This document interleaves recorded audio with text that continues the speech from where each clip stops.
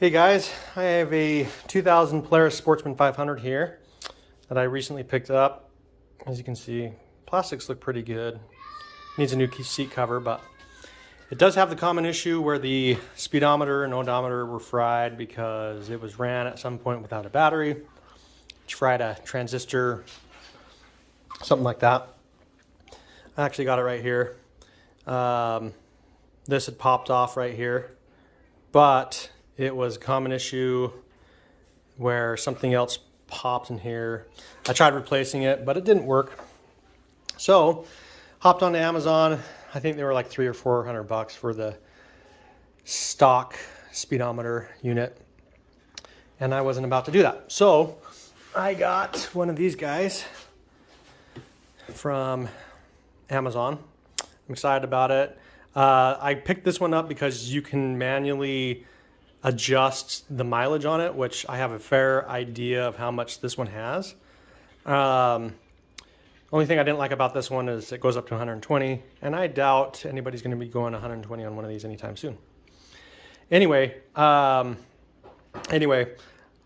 wanted to pick one of these up, and I couldn't really find a video on replacing a Polaris Sportsman with one of these, so I thought I'd give it a shot today. Getting this apart was pretty easy. There's a screw up under here, and under here, and then on the front, there's a few right here. And it popped off, kind of like a clamshell. Still got a couple of things attached. But what's really convenient about this one, and I'll include a link in the description down below, is that it fit like perfectly. Right here. I didn't have to make any adjustments to this plastic. I didn't have to make any adjustments on the backside.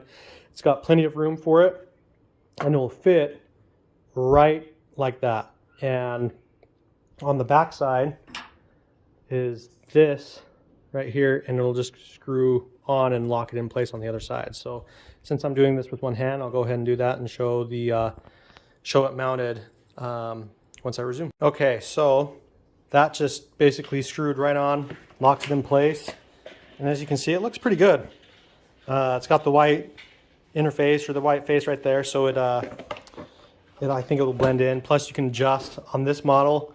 You can either have a yellow light or a red light, a backlight. So I'll just have it as red, so it kind of matches the color. So on the stock speedometer, you've got two cords that plug into the back of it.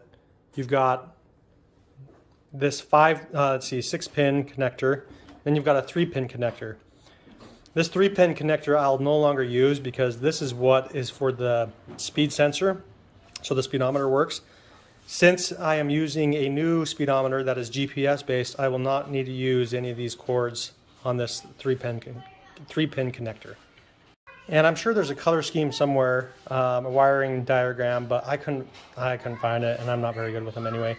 But I was able to find through my voltage meter that this one right here, this white and red one, was power from the battery. So basically just splice that one, splice this black one right here for the ground. Let's see if it'll zoom in. And then I'm just going to hook those two up.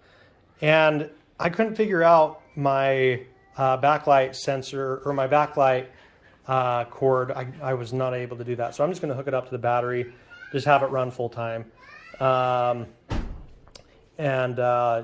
you know, it should just be the 3 cords that I'm going to connect to the back of the speedometer, which it does have its own wiring harness, which will plug into it. So I'm just going to use 3 of these, and it comes with a nice little diagram that can be a little vague, but it does provide enough instructions for you to know which cord is for the power, which one's for the ground, and which one's for the backlight. So your backlight, whatever one you choose, whether it's the red or yellow, is what you connect to your backlight wire, or in this case, just the battery.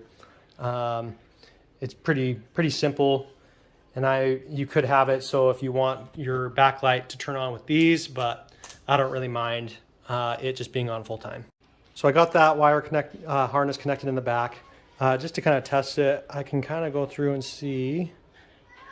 I got the yellow one connected, so I've got to obviously switch that around. But you can see it provides a countdown because I haven't connected the speedometer or the GPS sensor to it, and so it just counts down until it receives the signal.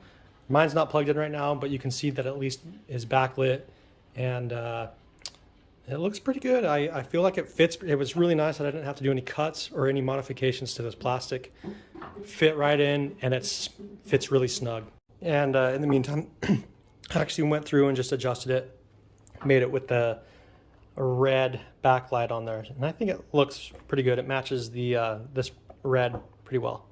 Okay, so it's kind of hard for me to show since I just have my two hands and I can't really hold the camera, but I've got the power connected to it, I've got the ground connected to it, and I've got the backlight. Those are the only three wires that I ended up connecting because it comes with its own little, it comes with this right here, the satellite or the GPS module, so it can track how fast you're going and the distance that you're going.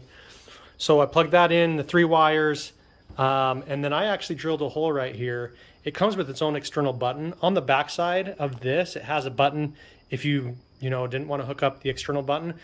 But once you close this up, if you wanted to toggle between the trip and the odometer, you'd have to push the button in the back. And so, like I said, it comes with its own external button. So I just drilled a hole and then plugged it in right here, and then it just got its own little wire that it provided to the back of this. So now, when I turn the key on, you can see the nice little backlight.